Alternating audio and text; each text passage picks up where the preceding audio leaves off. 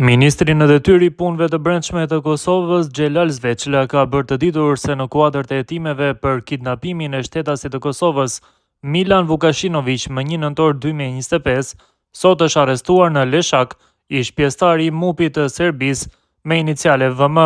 Sipas Zveçlës, arrestimi është realizuar në një operacion të përbashkët të Policisë së Kosovës dhe Agjencisë së Kosovës për Inteligjencë. I dyshuari, i cili kishte qenë i integruar në Policinë e Kosovës pas marrëveshjes së vitit 2013, dyshohet se ka bashkëpunuar me strukturat e sigurisë së Serbisë dhe ka pasur rolin mbështetës në kidnapimin e Vukashinović, i cili u plagos rënd dhe po trajtohet në Serbi.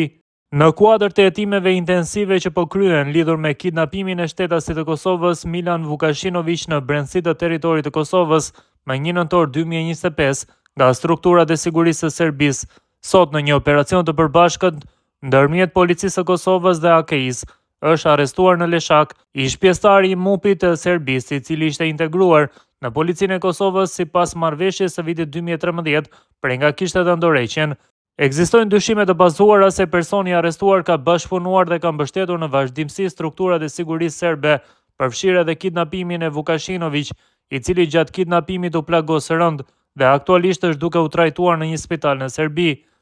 Personi me inicialet VM dyshohet se ka qenë në kontakt me strukturat e inteligjencës së Serbisë dhe ato të ushtrisë. Ai ka përgatitur të rinj serb për trajnime në bashkëpunim me pjesëtar të ushtrisë së Serbisë, si dhe së paku ka qenë në dieni për përgatitjet e sulmit terrorist në Banjsk. Në Kosovë askush nuk do të mund t'i ikë drejtësisë. Institucionet tona profesionale kanë kapacitetet për të adresuar secilin kërcënim dhe për të zbardhur çdo krim. Herët avon, para drejtësisë, do të dalin edhe personat përgjegjës për këtë rast, edhe rastet e tjera, të cilët janë pjesë e institucioneve të sigurisë së Serbisë, përkatësisht strehohen atje dhe shfrytëzohen nga pushteti për qëllime politike dhe ato të sigurisë.